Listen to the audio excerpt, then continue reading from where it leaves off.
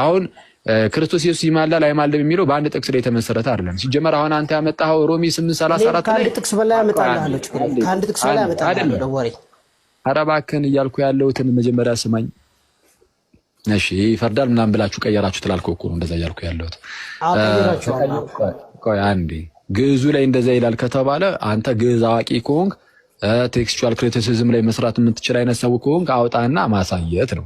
ሲጀመር ያለ እውቀት አትግባ ከይቅርታ ጋር ማለት እንደዚህ ነገሮች እውቀት ቴክስቹዋል ኮሜንተሪ ላሳይ ይችላል። ቴክስቹዋል ኮሜንተሪ ላሳይ ይችላል። የግዕዝ ነው ግዕዝ በግሪክ ነው የተጻፈው መጽሐፉና ግዕዝም ላይ ቢሆን ይፈርዳል የሚል ነው። ወይ ተዋቀስ በእንቲያና ነው የሚለው። እሺ ምን ማለት ነው መዋቀስ? መዋቀስ ማለት መከራከር ተብሎ ነው የእናንተ እንትን ይፈታውና እሱን ነው ወደ ኤክስትሪም ወስዳችሁ ይፈርዳል። አንዴ አይደለም ቆይ አንዴ ይተዋቀስ የሚለው አንደኛ የራስ የታድሱ መምህራኖች ሳይቀሩ አንድ ውይይት ላይ የምታስታውሱ ከሆነ ሁለቱም ትርጉሙ ይሆናል ይከራከራልም ይፈርዳልም ይሆናል ብለው ሲተረጉም አልሰማም ወይስ አውጥቼ ላሳይ? እንግዲህ ግዕዝ አዋቂ ነን የሚሉት ታድሶ መምህራኖች ማለት ነው። አንተ ማታውቀው በግሪኩ ዲስከስ ማውራት ትችላለህ? ለምን በግዕዙም እችላለሁ ግን በግሪኩ ማውራት ትችላለህ? ቆይ አሁን ይሄ የጠየቀኝ 2000 ደግሞ የተተረጎሙ የሐዲስ ኪዳኑ በተለይ ሞሮፍ ከግዕዙ ተብሎ የተተረጎመው ከግዕዙ አንፃር እየታየ ስለተተረጎመ ግዕዙ መታየት አለበት። ግዕዙ ላይ ይፈርዳል የሚላለው ይፈርዳል የሚላለው ግዕዙ ላይ አንብብልን እስቲ እንደው ተነሽና ወዳቂውንም እንየው እስቲ ሲያነቡ አይሻልም? ግዕዙን ይችላል ስላለ እንደዛ ከሆነ ከቁጥር 30 አንድምታችሁ አለ ከቁጥር 30 35 ግዕዙን አንብብ። ግዕዙን አንብብ ፒዲኤፉን ዳውንሎድ ማድረግ አለብኝ። ሪዲሜድ ፒዲኤፍ አለ የእንትናችሁ የአውደ ሃይማኖታችሁ የአንድምታችሁ እኔ አወጣልሃለሁ። ተነሽና ወዳቂውን እንግዲህ ስሙ። አሁን ተገቡና ከዛ በኋላ እንትን እንላለን ሪፍሌክት እናደርግበታለን። አነባበብህ ላይ ራሱ ዝም ብሎ አይነበብም። እኔ አዶን ሀፍተ ይኸውልህ መጽሐፉ ላይ ራሱ እኮ ተርጉሞታል። ከዛ እችላለሁ አትበላ እችላለሁ አላልኩም። እኔ በእንግሊዝኛ የተጻፈ ግሪክ እችላለሁ ነው። ኢንተርናሽናሊ አክሰፕተብል የሆኑ ማኑስክሪፕቶች የማይደግፉት ነገር ነው የምታምኑት እናንተ። አረ ወዳጄ እባክህን አሁን እያወራህ ያለው ቴክስቹዋል ጉዳይ ላይ ነው። ቴክስት ላይ ደግሞ በአንድም በሌላም ምክንያት እነዚህ አሁን ምንድነው ዳውተር ትራንስሌሽን የሚባል ነገር አለ። አሁን እነዚህ የተለያዩ የቅዱሳት መጽሐፍ ተተረጓሚዎች ሲተረጎሙ ነሰሰርሊ ከግሪክ ብቻ አይተረጎምም። ለምሳሌ ከግሪክ የተተረጎመ ለምሳሌ ላቲን ቢኖር ከላቲኑ ደግሞ ድጋሜ ሊተረጎም ይችላል። የትርጉም ስራ ሊሰራ ይችላል።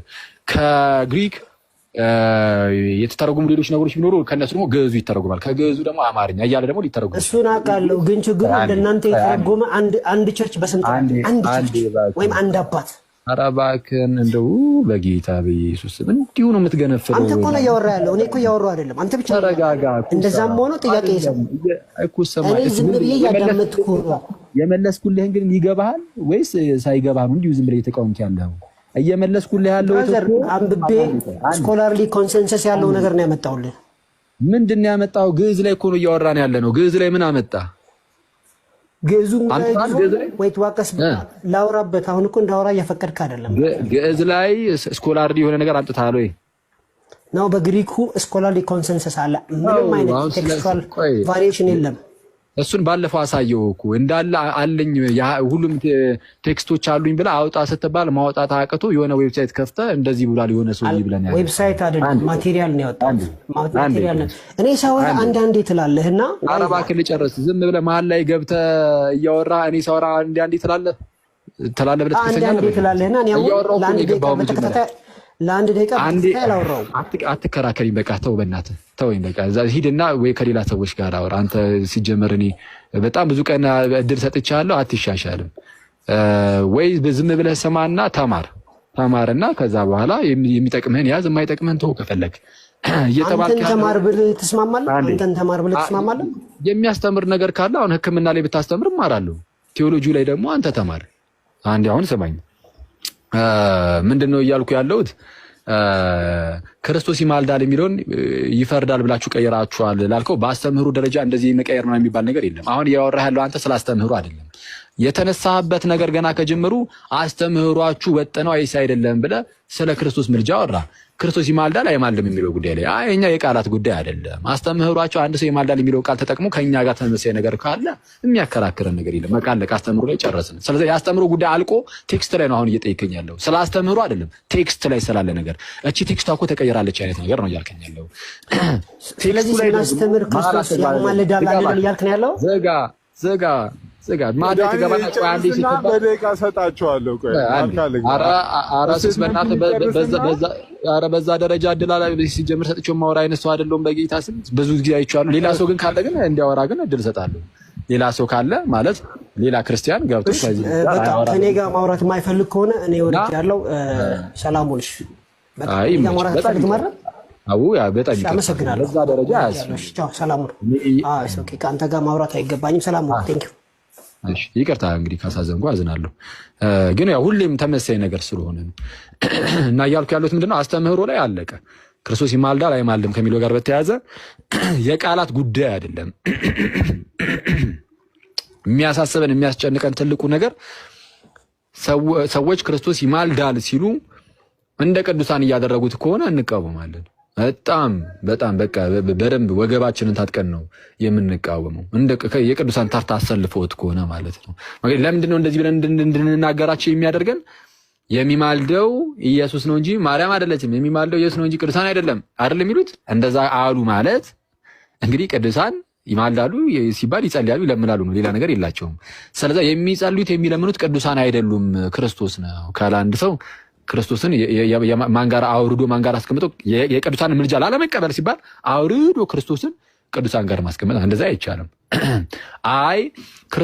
ክርስቶስ ይማልዳል ስል እንደው ጌታችን አንዴ የሰራው ስራ አለ መስቀል ላይ እሱ ለዘላለም ጸንቶ የሚኖር ስለሆነ ምናምን ብሎ የሚያብራራ ካለ ይሄ እንደዚህ አይነት የቃል ጉዳይ ላይ ሲሆን ያንሃል ወገባችንን ታጥቀን የምንከራከርበት አይኖርም።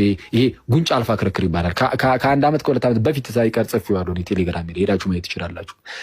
ይሄ በቃ የእኛን አስተምህሮ እያስተማሩ ከሆነ ቃሏን የተጠቀሙት አስተምሯቸው የኛው ከሆነ በቃ እሱን ተወት አድርጎ ድህነት ላይ መሄድ ይቻላል። ጥምቀት ላይ፣ ቅዱስ ቁርባን ላይ፣ ሌሎች ጉዳዮች ስንት የሚነሱ ነገሮች አሉ እና እንደዛ ነው። ስለዚህ አሁን ዳኒ የጠየቀው ምንድነው አስተምህሮ ላይ አይደለም ቴክስት ላይ ደግሞ እንደው ቴክስቱ ላይ ግን እንዲህ የሚል ነገር አለ ነው።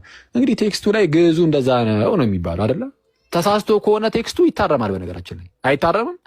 የ2000 እትሙ ሮሜ ምዕራፍ 8 ቁጥር 34 ላይ ስለኛም የሚፈርደው የሚለው ስለኛ የሚፈርደው የሚለው ስህተት ነው ከተባለ ስህተት ከሆነ ይታረማል። አይታረምም እንዴ? መጽሐፉ ራሱን እኮ የመጀመሪያውን ፔጅ ከገለጽኩ እኮ እየታየ ከግዕዙ ጋር ታይቶ እኮ መታረም ካለበት ይታረማል ይላል መጽሐፉ ራሱ። ባይዚ የ2000 እትሙ መግቢያው ላይ ይታረማል እንዴ? ህትመት እኮ ነው። ህትመት አይታረምም እንዴ? ይታረማል። አንድ የፕሮቴስታንት መጽሐፍ እኮ ነበረ ዘ አደልትረስ ባይብል የሚባለው አይደል? ከዚህ በፊት ነግሬያችኋለሁ። የዘማዎች መጽሐፍ ነው የሚባለው ራሱ። ለምንድን ነው እንደዛ የተባለው? ዘጸአት ምዕራፍ 20 ላይ አትዘሙት ይላል አይደለ? you shall not commit adultery የሚለውን you shall not የሚለውን ናት የምትለው አጋጣሚ ሆኖ ሲያሳትሙት ወጣች ናት የምትለው ስለዚህ you shall commit adultery ሆነ።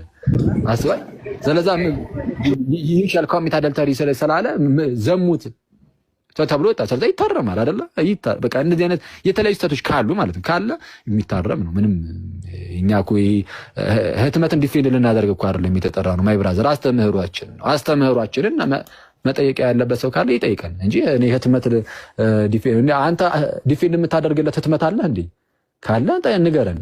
የሰው ስራ እኮ ነው የህትመት ስራ እንዴ? አዲሱ መደበኛ ትርጉምን ነው ዲፌንድ የምታደርግለት ወይስ ምሉ ህይወትን ወይስ የትኛውን? ዝም ብሎ ህትመት ላይ አይደለም እየታየ ስህተት የሚኖር ካለ እንደተባለው የግዕዙ ከግዕዙ በፊት ደግሞ ቀደም ብሎ ደግሞ ያለው ምኑ ነው ግሪኩ። ከግሪኩም ከምኑም እየታየ ስህተት ካለ ምን ይደረጋል? ይሄኛው ከዚህ አንፃር ኦኬ ይስተካከላል። በጣም ሲምፕል ነገር ነው እና እንደዛ ነው። ብዙ ሰዓት ወሰድን።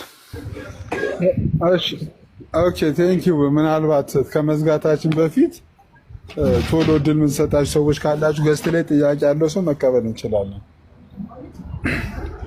እሺ ጥያቄ ያለው ሰው ካለ ልቀበልሽ። አፍጥሩት ደሜ ሸልፌክስ። እሺ ሰላም ለእናንተ ይሁን። ሁላችሁንም ሰላም ብያለሁ። እዚህ ያላችሁ ከላይም ከስርም ያላችሁ ሰዎች ሰላም ብያለሁ። እኔ አኬ የምጠይቅ ጥያቄ ማለት ነው በኢትዮጵያ ኦርቶዶክስ ተዋሕዶ ቤተክርስቲያን ማለት ነው አንድ ጊዜ የሆነ የኢየሱስ ክርስቶስን ምልጃ ትቀበላለች አትቀበልም? አንድ ጊዜ ፈጽሟል አልፈጸመም? ይሄን ምልጃ እሺ፣ ክርስቶስ በምድር ላይ ያለ ምልጃ ፈጽሟል የሚለውን እንቀበላለን። ቴንክ ዩ። ያ ምልጃ ያኛው አሁን በአንድ ጊዜ የዛሬ 2020 ዓመት የተፈጸመው አንድ ጊዜ የተፈጸመው ምልጃ ምድር ላይ ያለ የተደረገው ምልጃ አሁን ላይ በጨለማ ላሉት ለመዳን ይሆንላችኋል አይሆንላችሁም? ይሆንላችኋል። ለምን አይሆንላችሁም? መስዋዕቱ ቴንክ ዩ ጨርሻለሁ። ያቀረበው ምልጃ ያቀረበው መስዋዕት እስካሁን ድረስ የሚሰራ ነው። ግን አሁንም ድረስ ግን እየማለደ ይኖራል። አሁን ድረስ መስዋዕት እያቀረበ ይኖራል። አንልም ነው እንጂ እንደዛ ብለን ነው። ይኸው ያለው ነገር ምንድን ነው? በወንጌላውያን አማኞች ዘንድ ከሆነ አሁንም የቃላት አያስፈልግም። የቃላት ከሆነ ጭቅጭቅ አያስፈልግም። ቴንኪው። አሁን ለምሳሌ የክርስቶስ ኢየሱስ ምልጃ ለማዳን የሚሆን አንድ ጊዜ በመስቀል ላይ የተፈጸመ ምልጃ ነው አይደል? አንድ ጊዜ በምድር ላይ ሆኖ ማለት ነው። ያንን በመስቀል ላይ የፈጸመው ምልጃ እየተመላለሰ አይፈጽመውም። አንድ ጊዜ የተፈጸመው ምልጃ ለዘላለም ሰዎችን ያድናል። ይሄንን ነው የምታምኑት? አሁንም ላይ እየማለደ ይኖራል። ነገር ከሌላችሁ አሁን ይማልዳል አይደለም። አንድ ይፈጽመዋል ነው። እኛ የምንለው ክርስቶስ በምድር ላይ ያለ ወደ አባቱ ምልጃን አቅርቧል፣ ጸሎትና ምልጃን አቅርቧል። ሊቀ ካህናት እንደመሆኑ ዮሐንስ ወንጌል ምዕራፍ 17 ላይ ያቀረበው ምልጃ አለ፣ ጸሎት አለ። በመስቀል ላይ ሰው ሁላችን ቤዛው፣ በመስቀል ላይ ደግሞ ሰው ሁላችን ምትክ ሆኖ ራሱን አሳልፎ ሰጠ። ስለዚህ የክርስቶስ ምልጃው ዝም ብሎ ምልጃ ሳይሆን ከደም ጋር ይሆን ይችላል። ፓወርፉል የሆነ ምልጃን አቅርቦልናል ስለ ሁላችን። ይሄ ምንም መጽሐፍ ቅዱሳችን ላይ በግልጽ ነገር ተነግሯል። ልክ እንደ ቅዱሳን ያለ ምልጃ ግን አይደለም። ይሄን ይለያል። የእሱ ከደም ጋር ይሆን ነው በየቤዛነቱ አካል እርሱ አንድ ላይ ሆኖ እስካለ ፍጻሜ ይሰራል። በጣም ብልጫ ያለው ያዥልኝ እዚህ ጋር ያዝልኝና የድንግል ማርያም ያዝልኝና የድንግል ማርያም ምልጃና የኢየሱስ ክርስቶስ በምድር ላይ ያደረገው ምልጃ አንድ አይነት ምልጃ ነው አይደለም? በፍጹም የእመቤታችንና አንድ ሚዩት እያደረገው። እሺ ቴንክ ዩ። ጌታችን አምላክም ሰውም ሆኖ ነው ይህንን ነገር የሚያቀርበው። ስለዚህ አምላክ በስጋ ተገልጦ ማለት ነው። የእመቤታችን ሰው ብቻ ናት። ሰው ብቻ ስለሆነች ምን ትጠብቃለች? ምላሽንም እየጠበቀች ነው የምታደርገው። ምንም ነገር ስታደርግ እመቤታችንም ሆነ የትኛውም ቅዱሳን ጸሎትን ጸልየው ለምነው ምልጃን አቅርበው ምላሽን ከጌታ ይጠብቃሉ፣ ከእግዚአብሔር ይጠብቃሉ። ጌታችን ኢየሱስ ግን አምላክ ነውና ጸልዮ ምላሽ መጠበቅ ምናምን የሚባል ነገር የለም። አዎ ጸልዮአል፣ ሰው ነውና ማልዷል፣ ጸልዮአል። ኦኬ። ግን ምላሽን ደግሞ የሚጠብቅ አይደለም። ለምን? ሰው ሆኖ ጸልየ ስንል ራሱ ሰው ሆኖ የጸለየው ግን ከአብ ጋር አንድ ሆኖ ደግሞ አምላክም ጭምር ነው። ስለ ሰው ብቻ አይደለም። የእመቤታችን ግን ፍጹም ይለያል። የእመቤታችንና የቅዱሳን ጸልየው በቃ እግዚአብሔር ከፈቀደና የእግዚአብሔር ፈቃዱ ከሆነ ተፈጻሚነት ይኖረዋል። ስለዚህ ምላሽ ከእግዚአብሔር ይጠበቃል ማለት ነው። ራሳቸው እዛው ምላሽ አይደሉም። ምላሹ ጌታችን ጋር ሲሆን ግን አብ የሚያደርገውን ሁሉ ራሱ ወልድ ማድረግ ስለሚችል ራሱ ምላሽ ፈጻሚ መሆን ይችላል ነው በእኛ ህይወት ላይ። ቴንክ ዩ። እሺ አሁን ለምሳሌ ያክል ድንግል ማርያም አሁን በስጋ ህይወት ሕያዋን አይደለችም አይደለም ጥያቄው። ሕያዋን ነች ድንግል ማርያም፣ ሕያዋን ነች። በስጋ ህይወት የለችም። አሁን ላይ ድንግል ማርያም ታማልዳለች ብለን ወይም ደግሞ ትለምናለች ብለን የምንለው በሰማይ ልመና አለ ብለን ነው የምታስበው ወይስ ምስጋና ብቻ አለ ብለን ነው የምታስበው? በሰማይ አሁን ላይ ምስጋና ብቻ አይደለም ያለው። አሁን ገና ስላልተፈጸመ ልመናም ይኖራል። ለምሳሌ ዮሐንስ ተመልክቷል። ለምሳሌ ራእይ ከመሰረቱ በታች ያሉ የቅዱሳንን ነፍሳት አይቶ እነዚያ የቅዱሳን ነፍሳት ምስጋና ብቻ አይደለም ለምንድን ነው መቼ ነው የማትበቀለው ብሎ ጭራሽ እንደውም ጸሎት ሆኖ ግን ጸሎቱ ግን አጂል ሲሆን በጣም ይረብሻል። ኦኬ ሶሪ እሺ እና ሲሰማል እንዴ? እሺ አሁን ይሰማል። ግን ትሰማለህ። ደሜ ይጨርስና ሸልፌክስ አንተ ትቀጥላለህ። ደሜ ይጨርስና እሺ ምንድነው? አዎ በሰማይ የቅዱሳንን ነፍሳት አይቶ እነዚያ የቅዱሳን ነፍሳት ደግሞ እስከ መች ምንድነው አትበቀልም ብለው ሲጠይቁ አየን። እስከ መች ነው ማትበቀለው ብለው ጠየቁ ማለት ምስጋና አይደለም። በቃ እስከ መች አትበቀል፣ ይሄ ጸሎት ነው። ግን ምን አይነት ጸሎት ከተባለ አጌንስት የሆነ ጸሎት ማለት ኢን ፌቨር ኦፍ አስ የሚጸለይ ጸሎት አለ፣ አጌንስት ደግሞ ሰማን የሚጸለይ ጸሎት ሊኖር ይችላል። በሆነ ሰው ላይ የምትጸልየው እነሱም እኮ ቅጣት ይገባቸዋል አይነት ነገር ማለት ነው። ስለነሱ ደግሞ ተብሎ ደግሞ የሚጸልይ ይኖራል። አጌንስት ሲሆን ብቻ ነው የሚጸልየው የሚባል ነገር የለም። እንደዚህ ሊሩ ያስተማረ ሰውም የለም። በፕሮቴስታንትም ቢሆን በሰማይ አሁን ይጸልያሉ ተብሎ የጻፉባቸው ክፍሎች አሉ፣ ሉትራኖች ሳይቀሩ ማለት ነው። እንግዲህ አፖሎጂ ኦፍ ዘ አውግስበርግ ኮንፌሽን ላይ የመላእክትን በግልጽ ይናገሩና ከመጽሐፍ ቅዱስ ለመጥቀስ ይሞክራሉ። የቅዱሳን ላይ ግን ኤክስፕሊሲትሊ ባይነገርም በመጽሐፍ ግን ምንም ሎጂካልም ስለሆነ ማለት ነው በሰማይ ላይ ኢን ጀነራል ለቤተክርስቲያን አዎ ይጸልያሉ ይላል። ስለዚህ አዎ ይጸልያሉ። ኦፍ ኮርስ ምስጋና ብቻ አይደለም፣ ጸሎት ልመና አለ። ገና ነው ፍጻሜ አላለው። ፍጻሜው ሲደርስ ግን ያኔ እንዳልከው እንደ መላእክት በምስጋና ብቻ የምንኖርበት ጊዜ ግን ይመጣል። አንድ ምንድነው ሌላ እንትኑ ድንግል ማርያም ጋር አሁን ወደ ድንግል ማርያም አሁን ለምሳሌ ድንግል ማርያም ከሰማይ ሆና ለሕዝቧ ልክ እንደ ዘካርያስ ምዕራፍ 1 ላይ ትንቢተ ዘካርያስ ምዕራፍ 1 ላይ መልአኩ እግዚአብሔር አላዘዘውም ስለ እነዚህ እስከ መቼ አትፈርድላቸውም ብሎ እንዲጠይቀው እግዚአብሔር አላዘዘውም። ሰዋት ልክ እንደዛ አይነት ነገር በሰማይ ሆና ከእግዚአብሔር ጋራ ፌሎሺፕ ሊኖራት ይችላል። በሰማይ ሆነ አሁን ሊኖራት ይችላል ሰው ሊኖራት ነው አላ ታንክ ዩ። አሁን እኔ ጥያቄ ጌታ ሊድና ፍቃለው ነው ያለው። እሺ አሁን በሰማይ ያሉ ቅዱሳን በሰማይ ያሉ ቅዱሳን ራሳቸው ልክ እንደ ዮሐንስ ራእይ ራሳቸው ከእግዚአብሔር ጋር ባላቸው ግንኙነት ይገናኙ ይሆናል። የኔን ጸሎት ማርያም ጸልያ አማልጅልኝ ብዬ ነግሬያት ሰምታኝ አማልጄልሃለሁ ብላኝ ትመልስልኛለች ወይስ ደግሞ ራሷ ናት ለህዝብ የምትጸልየው? ራሷ ብቻ ለህዝብ የምትጸልየው? ግልጽ ነው አጥያለሽ? አዎ ይሄ ኢንቮኬሽን ላይ ነው። እሺ ለምሳሌ ወደ አብ ስትጸልይ አብ ጸሎትን ተቀብያለሁ እያለ እየመጣ ይነግርሃል ወይስ አንተ ያው ይቀበልኛል ብለህ በእምነት ውስጥ ነው የምታደርገው ወይስ እየመጣ ራሱ መናገር ይጠበቅበታል አብ? ኦኬ በእምነት ነው የማደርገው። በክርስቶስ ኢየሱስ ጸልያለሁ፣ በእምነት እግዚአብሔር እንደሚቀበለኝ አምናለሁ፣ ያደርግልኛል ማለት ነው። አዎ ስለዚህ አሁን እመቤታችንም አዎ ጸሎትን ሰምቻለሁ እያለች መጣ መናገር አይጠበቅባትም። ግን ምንድነው አሁን የተጠየቀው ኢንቮኬሽን ነው። ምንድነው ወደ እንግዲህ ቅዱሳንን የመጠየቅ ነገር ማለት ነው። ቅዱሳንን መጠየቅ እኛ ይሄንን እንግዲህ ከነገረ ቤተክርስቲያን አንጻር ነው የምናየው። ምንድነው እዚህ ያለውን ነገር ያውቃሉ አያውቁም ከሚለው መጀመር ነው የሚጠቅመው። እዚህ ያለውን ነገር ቅዱሳን ያውቃሉ ወይ? ያውቃሉ። ይኸው አሁን ቅድም የጠቀስኩልህ ራእይ 6 ላይ ራሱ ያሉት ሰዎች አውቀዋል። እስከ መቼ ነው የማትበቀሉ ብላ በቀል እንዳልደረሰ እኮ አይተው እኮ ነው አውቀው እኮ ነው እዛ ሆነው እዚህ የተፈጠረውን ነገር አውቀዋል። ስለዚህ አሁን ቅዱሳኑ እኛ ጋር ያለውን ነገር አያውቁም ወይ? ለምን ነው የማያውቁት? ያውቃሉ። ኦፍ ኮርስ ግን የሚያውቁት ግን እንዴት ነው ከተባለ ይሄ የእግዚአብሔር አሰራር ነው። አሁን እኛ ሁሉን ነገር አንተነትንም። በኦርቶዶክሳዊ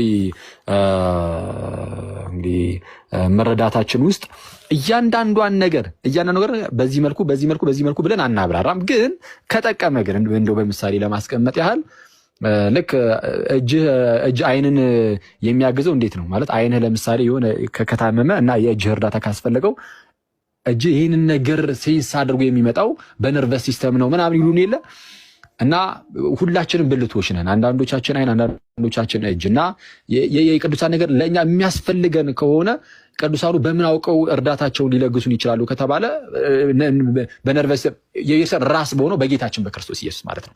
ጌታችን ኢየሱስ ይህንን እንዲያውቁት በቃ ግልጥ ያደርግላቸዋል ብዬ አስባለሁ። እኔ በዚህ መልኩ ነው የሚገልጸው። ግን በምን መልኩ የሚለውን ግን እያንዳንዱን ነገር ግን አናብራራም። ዋናው ነገር እኛ ቤተክርስቲያን በላይ በሰማይ ይሄ ምንድነው ሩጫቸውን የጨረሱ ቅዱሳንና ሩጫ ላይ ያለን የኛ የክርስቲያኖች ህብረት እንደሆነች ስለምናምን ህብረታችን ደግሞ በምን ደረጃ ነው ከተባለ በአይን በአፍንጫ በጆሮ ያህል በዛ ደረጃ ነው የተገለጸው ራሱ ህብረቱ ሲነገር። ስለዚህ በዚህ ደረጃ ቅርቦቼ ናቸው። ጳውሎስ ለኔ በዚህ ደረጃ ቅርቤ ነው።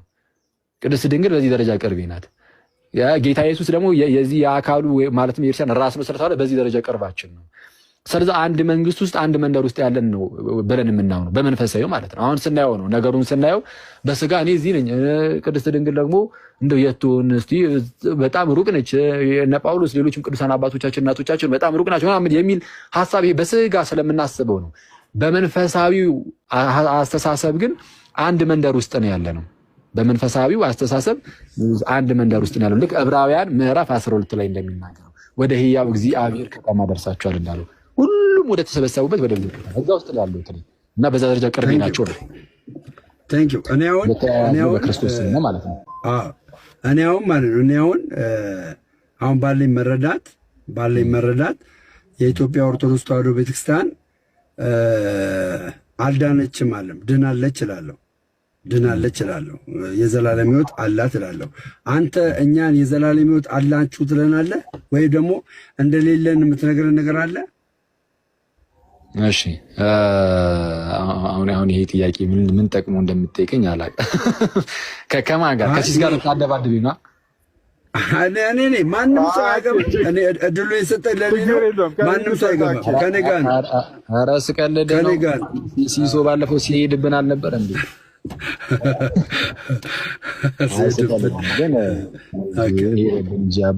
አይ እኔ አሁን የፕሮቴስታንቶችን አሁን በየግለሰብ ደረጃ አሁን ለምሳሌ አንተ እንደሚል ወይም ሲሶን ምናምን በዚህ ጋር ሌላ ማን አለ? ለምሳሌ ዜድ አለ። በቃ እናንተ ሲኦል ነው የምትገቡት አለቀ ምናምን እንደዛ አይደለም። እኔ ይሄ ፍርዱ የእግዚአብሔር ነው። ግን ከቤተ ክርስቲያን ውጪ ግን ድህነት ያለው ቤተክርስቲያን ውስጥ ብቻ እንደሆነ ነው የማምነው። ግን ከቤተ ክርስቲያን ውጪ እግዚአብሔር ለምሳሌ እናንተን ካዳነ እሰይ ደስ ነው የሚለኝ። ይሄ እኔ ጉዳይ ስለማይሆን ማለት ነው። ድህነት ያለው ቤተክርስቲያን ውስጥ ነው። እግዚአብሔር ግን ድህነት ያለው ቤተክርስቲያን ውስጥ ነው። እግዚአብሔር ግን ከዚህ ውጪ በሆነ መልኩ ሰዎችን የማዳን ፈቃድ ካለው እሰየው። ለምሳሌ ወንጌል ያልሰሙ ጭራሽ እኮ አሉ። ወንጌል ያልሰሙ ሰዎች በምንድን ነው የሚዳኙት? አናቅም። በእምነት ምናምን አትለኝም። ምክንያቱም ገና ከጅምሩ እንዲያምኑ ወንጌል መስማት አለባቸው። ወንጌል ደግሞ አልሰሙም። ወንጌል አልደረሳቸውም። ካልደረሳቸው እግዚአብሔር እነሱን በሌላ መንገድ ነው ሊዳኝ የሚችለው። ስለዛ ከቤተክርስቲያን ውጪ ናቸው። ግን እግዚአብሔር ሊያድናቸው ይችል ይሆናል። የተለያዩ ህፃናትን እግዚአብሔር ሊያድን ይችላል። አናቅም።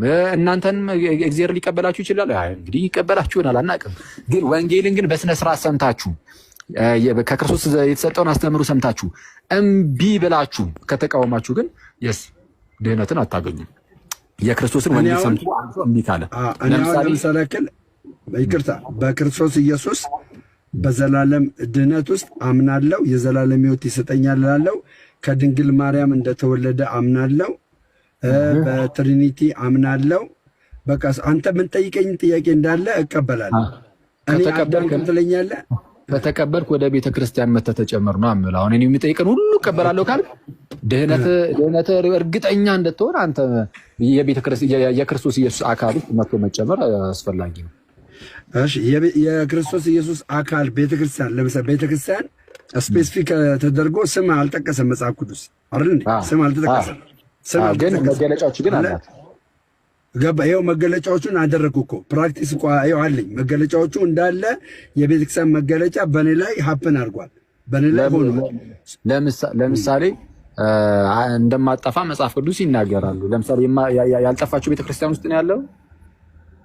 ኦኬ አሁን እኔ ያልጠፋችሁ ቤተክርስቲያን ውስጥ እንደሌለው የምነግርህ ያመንኩትን አምኜ የምቀጥለውን እንቅስቃሴ አይተህ ደምሮ እኮ ቤተክርስቲያን ውስጥ ነው ያለው ልትል ትችላለህ። አለበለዚያ ደግሞ የጠፋችሁ ቤተክርስቲያን ላይ ከሆንኩ ያለሁት ይኸውልህ ኦኬ የጠፋችሁ ቤተክርስቲያን ውስጥ ካለው የክርስቶስ ኢየሱስን አዳኝነት አልቀበልም፣ የኢየሱስ ጌትነትን አልቀበልም፣ የኢየሱስ አምላክነትን አልቀበልም። እሱማ ኦንሊ ጂሰሶችም እኮ ኢየሱስ ጌታ ነው ይላሉ። ግን በስላሴ አያምኑማ። አያምኑማ፣ በስላሴ አያምኑማ እኮ የስተት ትምህርት ነው። አሁን እነሱ የማያምኑት ነገር አለ፣ የስተት ትምህርት ነው እንዳልከው። አንተም ደግሞ የማታምነው የስተት ትምህርት ይኖራል። ለምሳሌ ጥምቀት ያድናል ብለህ ታምናለህ? አምናለሁ። ጥምቀት ያድናል ብለህ ስለዛ እሺ፣ አሁን አያድንም የሚለው ሰው ስህተት ውስጥ ነው አይደለም? አሁን አንድ ለምሳሌ ክል ጥምቀት ያድናል ብዬ እኔ እንዳምን አጠገቤ ያለችው የሉትራን ወይም ደግሞ የመካነ ኢየሱስ ቤተክርስቲያን ታምናለች በዚህ ጥምቀት ጥምቀት አያድንም፣ ምንም አይጠቅመኝም፣ ምንም አያደርግም። አምኜ ብቻ አያድንም የሚለው ብቻ አያድንም። ጥምቀት ለድህነት አይደለም። ይሄ ለድህነት አይደለም ብሎ አለመጠመቅ ካልተጠመቀ አያድንም ብሎ ከተጠመቀማ አዳኝነቱን ተቀብሏል እኮ። ከተጠመቀ አዳኝነቱን ተቀብሏል። አይደለም አያድንም ብሎ ከተጠመቀ አያድንም ብሎ ለድህነት ሳይሆን አይሆንም። አምኖ ነው የሚጠመቀው። አምኖ ነው የሚጠመቀው። እሺ ካልሆነ ስህተት ውስጥ ነው ማለት ነው። ሳያምን መጠመቅ አይችልም። ሳያምን መጠመቅ አይችልም። አምኖ ግን ነው የሚጠመቀው። እሱ አይደለም ጥያቄ፣ ችግር የለም። አምኖ ነው መጠመቅ ያለበት አይደለም ሳይሆን ለድህነት ነው ብሎ አምኖ ነው መጠመቅ ያለበት ወይስ ለድህነት ነው ብሎ ባያምን ችግር የለም ሲጠመቅ? በቃ ቴንኪው። ለድህነት ብሎ አሁን ለምሳሌ ጥምቀትን ለድህነት ብሎ አምኖ ካልተጠመቀ ይሄ ሰው አይድንም። አምኖ ካልተጠመቀ ለድህነት ብሎ አልጠመቅም ቢል ይኸውልህ ስማኝ አንዴ መጀመሪያ ወደ እዚህ ዛሬ በቂ ነው። እቺና አቀጣ ምክራትን ይዟላ ይመደባታል። ስለዚህ በኢትዮጵያ ውስጥ ያለው ጴንጤ ሁሉ ገና አልዳንም ማለት ነው። ምክንያቱም ለድህነት ነው ድኗል። ለድህነት ነው አይሉም። ለድህነት ነው አይሉም። ይኸውልህ አኬ ሰምተኛል። ይኸውልህ አሁን የጌታችን የመድኃኒታችን የኢየሱስ ክርስቶስ ትእዛዝ ነው። ስልጣን ተቀብሎ ነው አለ ይሄንን የሰጠለኛ አይደል? ይሄንን ትእዛዝ አላምንበትም ብሎ የተጠመቀ ሰው ሻወር ነው የወሰደው። አላምንም ብሎ የተጠመቀ ሰው ሻወር ነው። ለድህነት ነው ብሎ አቋያል። ለድህነት ነው ብሎ ማመን አለበት የለበትም እኮ ገባኝ እኮ። ለድህነት ነው ብሎ እኮ ስላመነ ነው የተጠመቀው አይደል? እሺ ለድህነት ነው ብሎ ካላመነስ፣ ለድህነት ነው ብሎ ሳያምን ቢጠመቅስ ይድናል? ይጠየቃል። ለድህነት ነው ብሎ ሳያምን ቢጠመቅ እኮ ይጠየቃል። አይደለም አይድንም። ስለዛ ኢትዮጵያ ውስጥ ያለ ጴንጤ ለድህነት ነው ብሎ አምኖ የሚጠመቅ እኔ ሲጀምር ሚዲያ ላይ ሲየው ጥምቀት ለድህነት ነው አይደለም ብለን ከስንት ፕሮቴስታንት ጋር ተከራክረን ይሄን ሁሉ ዘመን ስንከራከር አሁን አንዴ ሚዲያ ላይ እኮ አሁን እኮ ነው ጥምቀት አሁን እኮ በቃ ኧረ እንደው ይሄ ነገር ያድናል መባል የጀመረው እኮ በጣም በእኛ ኢንፍሉዌንስ እኮ ነው። ከይቅርታ ጋር ማለት ነው። በቃ ቴንኪው። እኔ አሁን የምልህ ምንድን ነው እኔ ማነው መካነ ኢየሱስና ሉትራንን በጥምቀት ያድናል በስጋው ደሙ ያድናሉ ብለው የሚያምኑትን ተቀብዬ ኦርቶዶክስን የማልቀበልበትና የምከራከርበት ነገር አይታየኝም። ስለዚህ ጥምቀትን ለድነት እቀበላለሁ። አለበለዚያ መካነ ኢየሱስና ሉትራንን ሪጀክት ማድረግ አለብኝ። በአንድም በሌላም ቢሆን በአመለካከትም ይለያል። ከኦርቶዶክስ የሚባል አማርኛ አይሰራም እኔ ጋር። ለምንድነው የማይሰራው? በቃ ወንጌል አማኝ ተብሎ እስከታቀፉ ድረስ በጥምቀትና በጌታ ስጋና ደም እስካመኑ ድረስ አማናዬ ነው ብለው እስካመኑ ድረስ እንደገናም ደግሞ ሉትራኖች በሞቱ ሰዎች ምልጃ እንደሚቀበሉ ባለፈው ናቲ ሲናገር ሰምቻለሁ። እና እንደዚህ እስከሆኑ ድረስ እነሱን ሪጀክት ሳላደርግ እነሱን ሳልነቅፍ ሳልቃወም ኦርቶዶክስን የምቃወምበት ነገር አይኖረኝም። አማር በሚባሉ ትምህርቶች ከኦርቶዶክስ ጋር ተቀራራቢነት አለ። አይ የለም የሚለኝ ሰው ካለ ኢሶኬ ይኸው እኔ ላናገረው ፈቃደኛ ነኝ። ስለዚህ ይህንን የተቀበለ ጴንጤ አልዳነም ብለህ ጀጅ ልታደርግ አይችልም። አሁን አንተ ጴንጤ አይደለም አይሄንን የሚቀበሉ ሉተራን ናቸው ሲጀምር። አሁን አንተ ያልከውን የሚቀበሉ ጴንጤ ሳይሆኑ ሉተራኖች ናቸው። ሉተራን እኮ ጴንጤዎች እኮ አይደለም። ሉተራን እኮ ተቀብያለሁ። ህብረት አለን እኮ ህብረት አለን። ከሉተራን ጋር ህብረት የለም። አሁን የሉተራንን አውጥቼ ባሳየ ፕሮፌሽናል ሉተራኖች ህብረት አያደርጉም ከጴንጤዎች ጋር። ኮንፌሽናል ሉተራኖች ህብረት የሚያደርጉት ከማን ጋር ነው? ሁለቱ ምስጢራት ላይ ቅዱስ ቁርባንና ጥምቀት ላይ ተመሳሳይ አቋም ያላቸው ሰዎች ማነው ቤተ እምነቶች ጋር ምናምን ከነሱ ጋር ነው ህብረት ካደረጉ እናደርጋለን እኮ። እነሱን ተቀበልን እኮ መካነ ኢየሱስን ተቀበልን። አሁን መካነ ኢየሱስን ተቀበልን። አንዴ እሺ ልጨርሰልህ። እሺ እኮ አሁን ሉትራንና መካነ ኢየሱስ አሁን መካነ ኢየሱስ ከሉትራን ነው የምትቀደው የሚባል ነገር ስላለ ከዛ አንጻር ነው። ጴንጤ ግን በቃ ጴንጤ እንደ ጴንጤነቱ ጥምቀትም ለድህነት ነው ብሎ አያምንም። ቅዱስ ቁርባንም እውነተኛ የራሱ የጌታ ስጋና ደም ነው ብሎ አያምንም። ስለዚህ አሁን አንተ ባልከኝ መሰረት እነዚህ ይሄ ሁሉ ጴንጤ የማይድን ከሆነ እሱን ያዝ እናደርገውና የጴንጤ ነው ስለዛ በቃ ወደ እናደርገውና አሁን ሉትራንና ኦርቶዶክስ ብቻ ብለን ነው እናወራለን። አሁን ለምን ይጠመቃሉ? እሺ ቆይ ለመተባበር ነው ለማሳየት ምን አይደለም። ሞቱን በሚመስል ሞት አኬ አንድ አዳምጪ። ሞቱን በሚመስል ሞት ትንሳኤን በሚመስል ትንሳኤ ለመተባበር ብሎ ነው መጽሐፍ ቅዱስም የሚያሳየን አይደል? እዛ ጋር ሮሜ አንተ የምትለው የመጽሐፍ ቅዱስን ነው። እኔ እያልኩ ያለው ደግሞ ጴንጤን ነው። የኔ መጽሐፍ ቅዱስ ጴንጤ እኮ በመጽሐፍ ቅዱስ ነው የሚመራው። አለብዛ የሆነ ልስማና እንግዲህ ጥምቀትን አልጠመቅም አይጠቅመኝም አያድነኝም የሚል ሰው ካለ እኔም አናግረዋለሁ። አይጠቅመኝም አይሉም። ጥምቀት አይጠቅምም አንጠመቅም ሳይሆን የሚሉት እንጠመቃለን። የምንጠመቀው ግን ሞተን መነሳታችንን ለማሳየት በአደባባይ ለማሳየት ለዛ ነው ላሳየት። የዶክተር ተስፋዬ ሮበሊ ላውጣልን መሰለኝ ያ ምናልባት ያየሁት ይመስለኛል ሰምቻለሁ። ግን ማለት ነው አኬ ይኸውልሽ እያወጣሽ አንድ ነገር ልንገርህ ለምሳሌ ያክል ህፃናቶች ሳያምኑ ነው የሚጠመቁት። ሳያምኑ ነው የሚጠመቁት በወላጆቻቸው እምነት ማለት ነው። የትም አልሄድኩም። በቤተክርስቲያን ከሆነ የወላጆቻቸው እምነት ግን እንደ ቤተክርስቲያን እምነት መሆን አለበት ግዴታ። ሁለት አይነት ቢሆኑስ? አሁን ሚስትየው ጴንጤ አባትየው ኦርቶዶክስ ቢሆንስ? እኩስ ምንድነው ለልጁ ኃላፊነትን የሚወስደው እሱ ይሆናል። ጴንጤዋ እኛ ጋር መታ ማስጠመቅ አትችልም። ኦርቶዶክስ። ስለዚህ አሁን በአንተ እምነት ልጅ ይድናል። አንተ ባመንከው ልጅ ይድናል። እሺ ልጅዮ እያመነ ያድጋል ነው የምንለው እኛ። በእኛ ምንድነው ልክ በአይሁዳውያን ዘንድ ለምሳሌ አንድ ሰው ወደ አይሁድ እምነት ለመጨመር ምን ማድረግ አለበት? በአብርሃም በይስሐቅ በያዕቆብ አምላክ መገረዝ አለበት። ከመገረዙ በፊት ግን እስራኤሎች ስማ አምላካችን እግዚአብሔር አንድ እግዚአብሔር ነው የሚለውን ማመን መቀበል አለበት እና እሱን ያምናል፣ በእግዚአብሔር ያምናል። ከዛን ይገረዛል። ህፃና ምንድን የአይሁድ ልጅ ከሆነ ግን ገና ከህፃንነቱ ሳያምን በፊት ተገርዞ ይጀምራል። የአይሁድ ልጅ ከሆነ ብቻ የአይሁድ ልጅ ከሆነ ተገርዞ ይጀምርና እስራኤሎች ስማ አምላካችን እግዚአብሔር አንድ እግዚአብሔር የሚለውን እያመነ ይላል። በሐዲስ ኪዳን ስትመጣም በእግዚአብሔር ቤተክርስቲያን በእግዚአብሔር ህዝብ ውስጥ የእግዚአብሔር ህዝብ ቤተክርስቲያናት እኛ ነን። በእግዚአብሔር ህዝብ ውስጥ የተወለደ ልጅ ተጠምቆ ጀምሮ ልክ ተገርዞ እንደመጀመር ማለት ነው። ጥንት ላይ ተጠምቆ ይጀምርና ከዛ በኋላ በእምነት ውስጥ ያድጋል። ከውጭ የሚመጣ ግን ከህዝቡ ውጭ የሚመጣ ሰው ካለ ትልቅ ሰው ካለ ግን የእግዚአብሔር ልጅ በሚሆነው በጌታችን በክርስቶስ ኢየሱስ አምኖ ተጠምቆ ይመጣል። እምነቱን ያስቀድማል ማለት ነው እና እንደዛ ነው። ኦኬ አሁን ምንድነው ይሄ ልጅ እንግዲህ በመገረዙ ነው ኪዳን ውስጥ የሚገባው ነው የምትለኝ አንተ? ሳያምን ኪዳን ውስጥ ይገባና በእምነት ያድጋል። ስለዚህ ለኃጢአት የሚሆን ጥምቀትን ግን አልተጠመቀም ማለት ነው። ለኃጢአት የሚሆን ጥምቀት አልተጠመቀም ማለት ነው።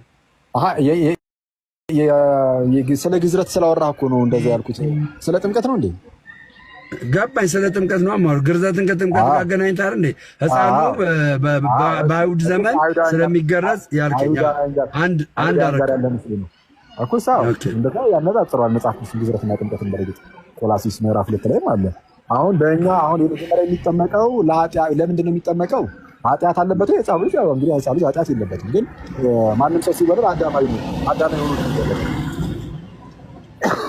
ማለትም የወደቀውን ስጋ ይዞ የሚወለድ የትኛውም ሰው ሲወለድ አዳማዊ ነው። ስለዚህ ከአዳማዊነት ወደ ክርስቶሳዊነት መምጣት አለበት። ስለዚህ ሲጠመቅ ክርስቶስን ስለሚለብሰው የተጠመቃችሁ ሁሉ ክርስቶስን ለብሳችሁታል ይላልና ክርስቶስን ይለብስበታል ነው ሕፃኑ ልጅ። ስለዚህ የእግዚአብሔርን ጸጋ ተቀብሎ በጸጋ ውስጥ ያድጋል። የእግዚአብሔር መንፈስ ለሕፃናት አይሆንም አይባልም። የእግዚአብሔር መንፈስ የተገለጠው ጸጋ ለሕፃናትም ለሁሉም እና ከአይሁዳውያን አንጻር እንደዚህ ተደርጎ ይባራል እና እንደዛ ነው የሚያብራሩት የፕሮቴስታንት የመጀመሪያ። አሁን እኔ የመጨረሻ የምነግርህ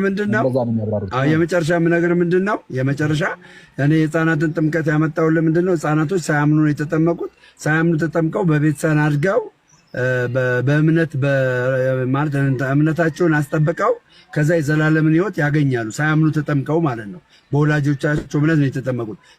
ፕሮቴስታንት እምነት ጋም ይህን ያክል አሁን አንተ ዲፌንድ ተቀበለው ጥምቀት አልጠመቅም አያድነኝም ብሎ የመጠመቅ ኦፖርቹኒቲ ያለው አልጠመቅም ቢል ይሄ ሰው አልዳነም እላለሁ። ነገር ግን ጥምቀትን በአንድም በሌላ ሁኔታ ይሄ ሰው ከተጠመቀ ድነቱን አምኖ ነው የተጠመቀው። ከክርስቶስ ጋር መተባበርን አምኖ ነው የተጠመቀው። አንድ ሰው ከክርስቶስ ጋር ለመዳን ብሎ ነው የሚጠመቀው። መተባበር እኮ ድኛለሁ ብሎ እኮ ነው የሚተባበረው። ያልዳነ ሰው ይተባበራል። ኦኬ። ስለዚህ ከጥምቀቱ በፊት ነው ማለት ነው ድኛለሁ የሚለው። አንተ ከመጠመቁ በፊት አንተ ቆይ። ስለዚህ ሁለት ነገር ነው የሚሆንብህ። አንተ የሚዳነው ከጥምቀት በፊት ነው እንዴ? እኔ አሁን አመንኩ አይደል እንዴ? ሳልጠመቅ አመንኩ። መጀመሪያ እምነት ነው የሚቀድመው አይደል? ከጥምቀት አራኬ እምነት ነው የሚቀድመው። ኦኬ አመንኩኝ። ድኛለሁ። አልዳንኩም? አልዳንኩም። ገና ነው መጠመቅ አለብህ። እሺ ለመጠመቅ ኦፖርቹኒቲ እያለኝ መሀል ላይ ሞቱ። መጽሐፋዊ እናድርገው። መጽሐፋዊ አድርገው ችግር የለውም። እሺ ጳውሎስ መቼ ነው በክርስቶስ ያመነው? ልክ ጳውሎስ ያመነው እንግዲህ የጌታን ትእዛዝ ተቀብሎ ምን ላደርግልህ ያለ ጊዜ ነው ያመነው። በደማስቆ ማለት ሄደ ሐናንያ እነሱ የሚለው ደግሞ ስማ የሚነግሩን ስማ አለው። ወደ ሐናንያ ሄደ። እንግዲህ ተመልከቱ፣ ኢየሱስን አግኝቶ በቃ በክርስቶስ አምኗል አልከኝ። በደማስቆ ነገር ስላመነ በቃ አሁን በአንተ በቃ አሁን ድኗል፣ በቃ አለቀ። ጳውሎስ ግን ሐናንያ ጋር ሄዶ ሐናንያ እንዲጠመቅ ሲያዘው ጳውሎስ ምንድን ነው ያለው? ተነስ፣ ስሙን እየጠራ ተጠመቅ፣ ከኃጢአትም ታጠብ ተባለ። አሁንም በኃጢአት ውስጥ ነው ያለው እያለው ነው። ስለዚህ አልዳንም። በክርስቶስ ቢያምንም ማለት ነው። በክርስቶስ ማመን ብቻ አይደለም መጠመቅ ያስፈልጋል። አክዬ ኃጢአት የሚታጠበው በደም ነው በውሃ ነው? አይ ጥምቀት ያድናል ልትሉ ታዲያ ምንድን ነው ደም እኮ ለዛ ባጭሩ በልና ከዛ ትሄድበታለህ። አይ እቺ ጥያቄው አለ መልስ በደም ነው ወይስ በውሃ ነው ያልከው? ከኃጢአት ታጠብ ስላለው አሁን ጥምቀትን እራሱ አሁን ሳታስቡ ማቃረል ይዘኛል። ጥምቀትን ዝም ብለህ ውሃ ብቻ የምትለው አይደለም። ጥምቀት እንደዚህ ዝም ብለህ ውሃ አይደለም ከዛ ሐሳብ አይደለም፣ ከዛ ኮንሰፕት አይደለም የተናገርኩት። እሺ ምንድነው ኃጢአት የሚታጠበው በደም ግን ኃጢአት የሚታጠበው ጥምቀት ውስጥ ስትገባ። አሁን እግዚአብሔር ያዘጋጀው ስፍራ አለ። አንተ ከኃጢአት በክርስቶስ ደም እንድትታጠብ ያዘጋጀልህ ስፍራ ጥምቀት ነው። ልክ ጥምቀቱ ስትገባ በክርስቶስ ደም ታጥበህ ነጽተህ ትወጣለህ ነው ትምህርቱ። እንደዛ አይ ከጥምቀት በፊት ነው የኃጢአት ስርየት የማገኘው ካልክ፣ አንደኛ ይኸው ጳውሎስ ገና በኃጢአት ነበረ ሳይጠመቅ በፊት ቢያምንም እንኳን። ጳውሎስ ብቻ አይደለም ባይዘው ሐዋርያት ሥራ ምዕራፍ ላይ ፓፓ ምን አለ መሰለሽ፣ ስጋዬን የበላ ደሜን የጠጣ የዘላለም ሕይወት አለው ይላል እንዴ ዮሐንስ 6:54 ላይ። እዚህ ጋር ደም የሚል ደግሞ አለ። ደም የሚል አለ። ደም የሚል አለ። አሁን ደምና ውሃ ጥምቀቱ ለምሳሌ ጥምቀቱና ደሙ እዚህ ጋር ሁለት አይነት ነገር አለ አይደል? አሁን ሁለት አይነት ነገር አለ። ደሙም አለ ውሃውም አለ። ይሄ ሰው የነጻው በደሙ ነው ወይ ደግሞ በጥምቀቱ ነው የነጻው? እንዳልኩ ነው። ይሄ የጥምቀቱ ሰዓት መንፈስ ቅዱስ አለ። መንፈስ ቅዱስ የክርስቶስን ሞትና ትንሣኤ ለአንተ የሚያደርግበት ስፍራ ጥምቀት ይባላል። ቅዱስ ቁርባን ደግሞ የምትበላው የምትመገበው ምግብ ነው። አንድ ሰው ይወለድና ማለት ነው። ይቅርታ በደንብ አድርጋችሁ ስሙኝ። አንድ የሚት አድርገው።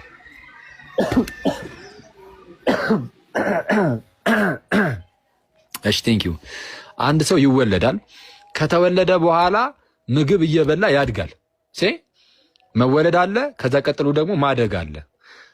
በመንፈሳዊው ዓለም ደግሞ በጥምቀት በኩል ዳግም ይወለዳል። ሰው ከመንፈስ ካልተወለደ በቀር ወደ እግዚአብሔር መንግስት ሊገባ አይችልም ብሏልና ጌታችን። በጥምቀቱ ሰው ዳግመኛ ይወለዳል፣ ሪጀነሬት ያደርጋል፣ የኃጢአት ስርየትን አግኝቶ አዲስ ሰው ይሆናል። ከዛ በኋላ የተወለደው ያ ሰው ደግሞ በመንፈስ ስለሆነ የተወለደው በመንፈስ ማደግ ደግሞ አለበታል። መንፈሳዊ እድገት ደግሞ ይጠበቅበታል። ቅዱስ ቁርባን እየተመገበ ደግሞ ስጋውን እየበላ ደግሞ እየጠጣ ደግሞ ምንድነው እያደገ ይሄዳል ነው። እና አሁን ይሄ ደም ያልከው እሱ ቅዱስ ቁርባን ላይ ያለው እየበላን እየጠጣን የምናደርገው ነው።